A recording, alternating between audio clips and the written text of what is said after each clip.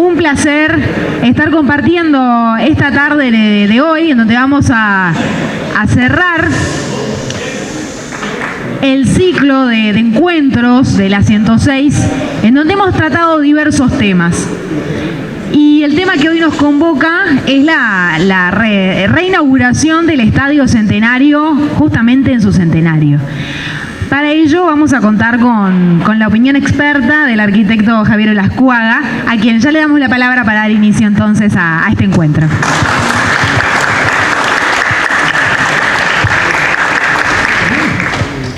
Bueno, muchas gracias y buenas noches. Muchas gracias por la invitación y sobre todo por lo de experto. No sé si corresponde. En realidad vamos a hablar en el marco de el Montevideo de los próximos 10 años de una digamos propuesta que tiene que ver con que justamente en esa década 2030 estaríamos llegando también a dos centenarios, ¿no? Es decir, el bicentenario de la Jura de la Constitución y el centenario de la construcción del Estadio Centenario. Como ustedes saben, ya se está hablando del tema del estadio hace tiempo, se viene hablando. Este año fueron los 90 años y ha salido en la prensa notas, opiniones. Y digamos, yo la experiencia que tengo con el tema del estadio es una aproximación al tema por amor al arte a través de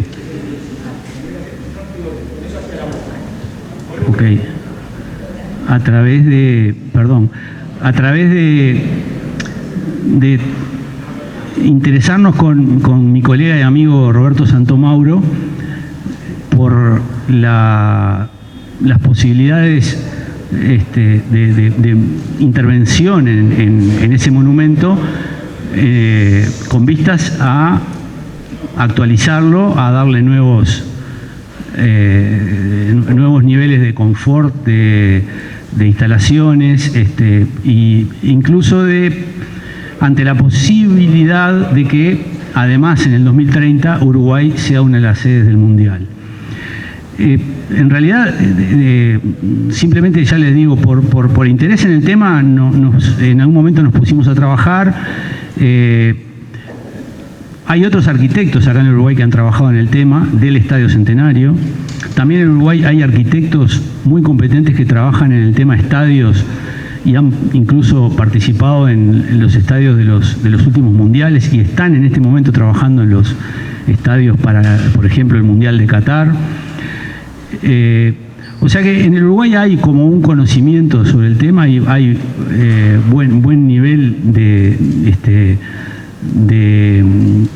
capacidades como para trabajar en el tema, y lo que en realidad sentimos es que lo que faltan son decisiones, porque si nosotros vemos los maravillosos estadios que por ejemplo aparecen en los mundiales o aparecen en las transmisiones televisivas, algunos son estadios privados en el sentido que son de un club, de un grupo económico, pero otros son estadios que son nacionales, y en todos ellos han habido grandes decisiones para construirlos o modificarlos. Cuando vemos esos estadios, hay estadios nuevos o relativamente nuevos, hay otros que son antiguos pero intervenidos y mejorados, y en definitiva en todos los casos hay grandes decisiones, y en el caso de un país chico como Uruguay, con más razón deberían haber decisiones de fondo respecto a qué se debe hacer. Un estadio construido en 1930 que en su momento fue uno de los primeros estadios construidos como estadio de fútbol exclusivamente. Anteriormente los estadios eran o canchas a las que se le agregaba alguna grada con un techo de lata, o estadios de atletismo que se usaban también para fútbol. Y el Estadio Centenario se construyó como un gran desafío en ese momento para el Uruguay, o sea, un reto importantísimo en el sentido que Uruguay, por haber ganado, como ustedes saben, los 2 campeonatos olímpicos, se ganó el derecho a organizar el primer mundial. La FIFA lo designó para eso en el año 28 y en el 29 se empezó la construcción del Estadio Centenario, que se concretó en 10 meses. No se terminó del todo, pero por lo menos se pudo usar, se pudo inaugurar y se usó en el mundial. Incluso los primeros partidos no llegaron el partido inaugural no se llegó a hacer en el mundial porque todavía le faltaban algunos detalles. El Estadio Centenario en ese momento fue un referente como estadio de fútbol del mundo, al punto que, por ejemplo, cuando en el año 34 se llama un concurso para hacer el Estadio Monumental de Núñez, los jóvenes arquitectos argentinos Aslan y Escurra toman al Centenario como modelo para hacer su proyecto. El arquitecto Aslan viene a Montevideo, visita el Centenario y gana el concurso del Estadio Monumental de Núñez, que, digamos, después tuvo sus ampliaciones, pero básicamente mantiene sus características originales y es muy similar al Centenario. Entonces, digamos, el estadio en su momento fue un edificio de avanzada, construido en tiempo récord, una proeza también ingenieril y además formaba parte de todo ese impulso de desarrollo urbano que tenía Montevideo, que incluye también la construcción del Parque Valle, en el cual está el estadio, la construcción de la Rambla Sur entre el 23 y el 35. O sea, en realidad en esa época el Uruguay era un país nuevo, pero con gran impulso, con un espíritu muy progresista, donde los arquitectos, por ejemplo, renovadores, podían hacer obras del gobierno, cosa que no pasaba en los países centrales, en Europa, en Estados Unidos, donde los arquitectos renovadores eran como una especie de minoría que tenía que luchar por su lugar, donde la enseñanza la dirigían poetas, donde un filósofo como Bá Ferreira proponía planes educativos, es decir, un país que se abría a todo, y con la arquitectura pasó eso. El estadio, en definitiva, con el Parque Valle constituyen un conjunto con una enorme presencia en la ciudad, de gran valor y que es patrimonio histórico. Es bueno recordar, en un caso así, digo, en primer lugar al arquitecto Escaso, que al contrario de lo que indica su nombre, fue prolífico en ideas y realizaciones. Y realmente un arquitecto que no solo tuvo oportunidad de construir, de diseñar y construir el Estadio Centenario, sino que hizo un montón de cosas más. Participó en la Rambla Sur, en el diseño de los espacios verdes de la Rambla Sur como director de espacios verdes de la Intendencia. Hizo escuelas de avanzada, como la experimental de Malvin, la experimental de Las Piedras. Bueno, una personalidad interesantísima, muy rica, admirador de la República de Weimar. Escribió un libro sobre los espacios públicos en esa república. En fin, un personaje en sí mismo muy interesante, y a su equipo, los arquitectos Pedro Danners y José Hipólito Domato, que trabajaron con él en el estadio y en otras obras. Domato fue socio de él mucho tiempo. Decíamos entonces que el estadio fue un referente, pero evidentemente el fútbol ha sido una actividad que ha adquirido una relevancia tal que ha generado unas dinámicas impresionantes en muchas cosas. Yo diría que mucho más en las económicas y sociales, pero también en el tema de los estadios. En la actualidad han cambiado los paradigmas, ¿no?, de este tipo de escenarios, y han cambiado también, se han enriquecido los usos, ¿no? En algún momento se decidió hacer un festival de rock en un estadio, se empezaron a usar para esas actividades. Ahora los estadios son espacios multifuncionales cada vez más. Y también han cambiado los paradigmas en cuanto a cómo vivir el espectáculo deportivo. Por tanto, los estadios nuevos no son como el Estadio Centenario, se basan en otros criterios, o sea, buscan priorizar la cercanía del público, buscan priorizar la mayor apreciación visual del espectáculo deportivo. Si uno ve un estadio actual, no es como el Centenario, es una planta circular, la están viendo justo en este momento. Los estadios actuales son de una planta rectangular con los ángulos curvos, de forma de que las tribunas son mucho más paralelas a la cancha y se obtiene mejor visibilidad. Por otro lado, aparecen nuevas demandas, por ejemplo, demandas en relación al volumen de uso de un estadio. Por ejemplo, tenemos que para el Mundial de Rusia, uno de los estadios, el de Ekaterimburgo, es un estadio del año 57 que fue ampliado.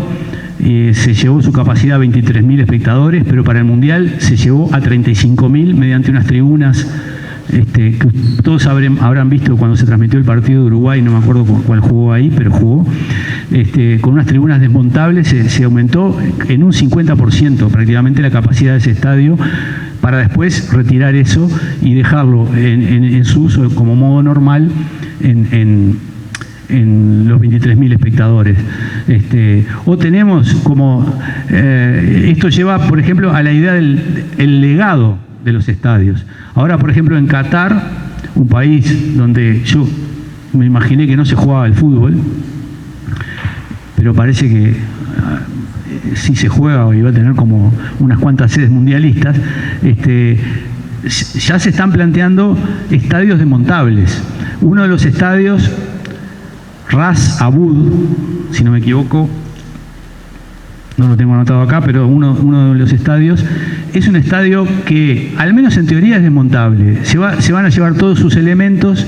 Está proyectado por un estudio español, Fenwick y Dibarren. Se van a llevar todos sus elementos, se va a montar el estadio, va a tener una imagen parecida a un agrupamiento de contenedores, y luego se piensa desmontarlo y llevarlo a otro lado. O por lo menos eso es lo que se dice que se puede hacer. Por lo tanto, es decir, no dejar un legado de algo que sea inusable o que sea excesivo para el lugar en donde se implanta. Es decir, estamos en momentos en donde la tecnología, los sistemas constructivos, los nuevos materiales y la dinámica económica del mundo permiten cosas totalmente nuevas. En ese sentido, digo, han habido muchos estadios que han tenido o muchos países que han tenido que decidir qué hacer con sus estadios legendarios, ¿no? Por ejemplo, ahí es que se plantean los dilemas entre demoler un estadio, sustituirlo por uno nuevo o renovarlo. Para hablar de estadios paradigmáticos, míticos, famosos, podemos decir que, por ejemplo, en el caso del estadio de Wembley, se decidió demolerlo y hacer uno nuevo, ¿no? En el mismo lugar.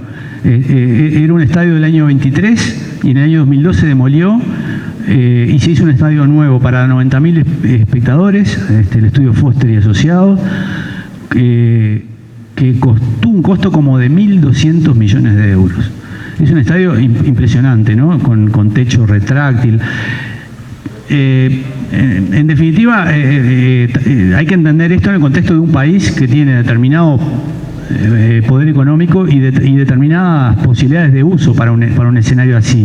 No siempre se puede justificar semejante inversión y semejante obra, pero en el caso de Wembley se hizo eso.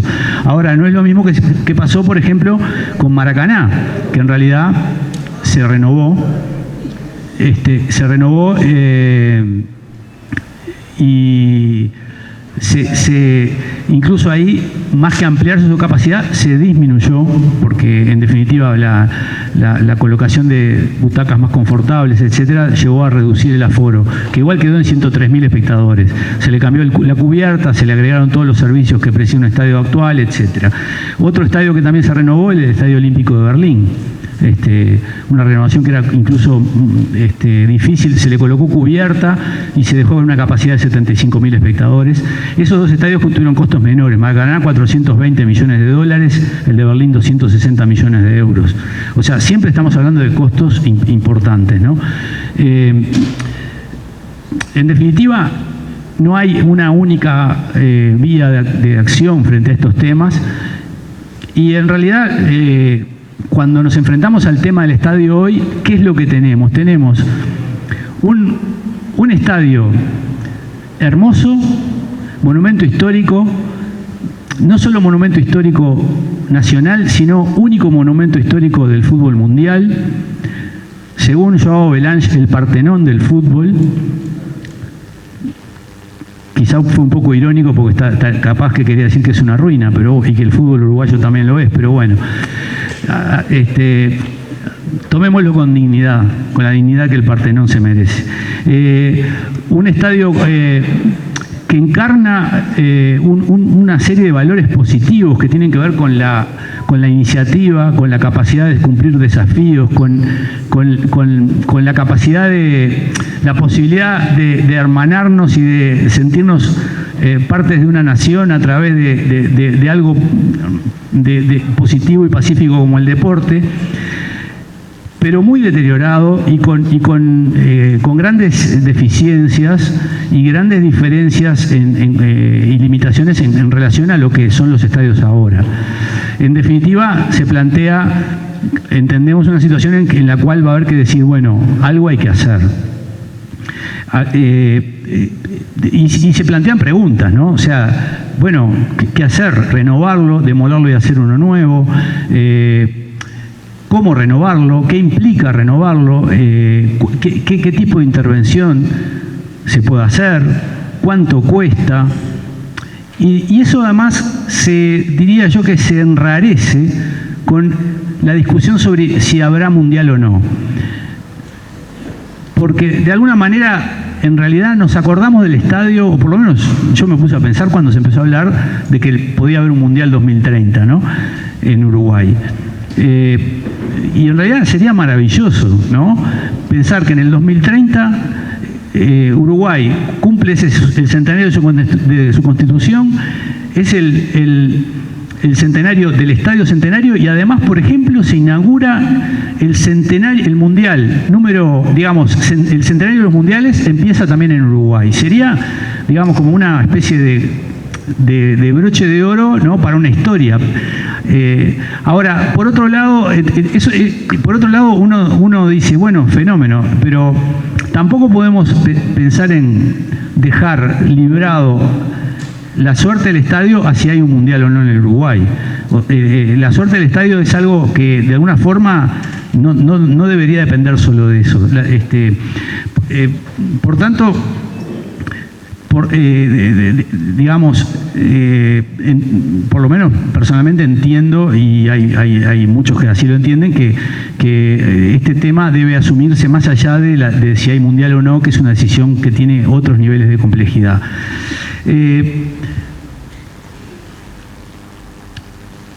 Sobre el Estadio Centenario han habido propuestas.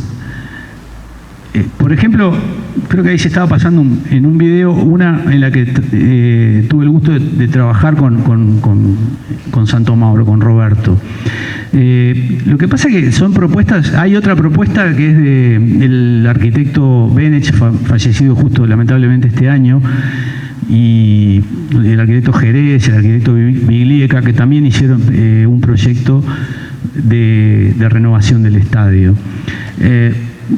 En cualquier caso, eran propuestas hechas a partir del interés, del amor al arte, ¿no? A partir de supuestos. Por lo tanto, no tenían atrás ninguna demanda real, tampoco ningún condicionamiento, ¿no? Entonces, digamos, esas propuestas pueden servir como testimonio, pueden servir como insumos para una discusión sobre cómo intervenir. En el caso de la propuesta que hicimos nosotros, lo que intentábamos era hacer un estudio sobre las posibilidades de techado del estadio. En la medida que el techado del estadio es uno de los aspectos que más incidencia tiene en la imagen final. Pero lo hicimos con la libertad de no tener que responder a nadie, ¿no?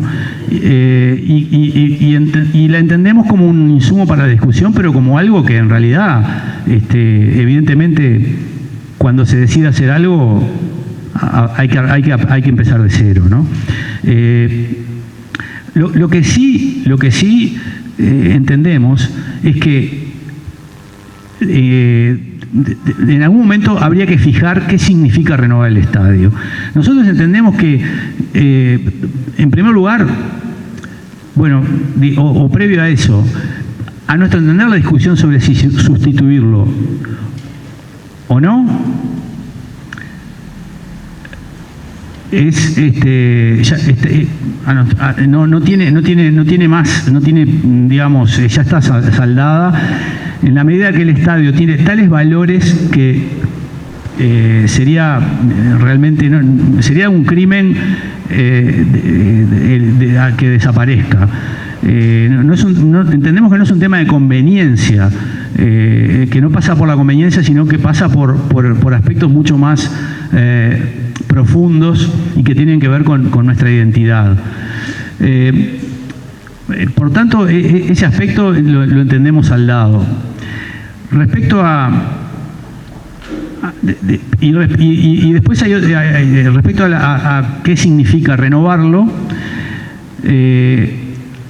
entendemos que la renovación pasa por un lado, recuperar su estructura,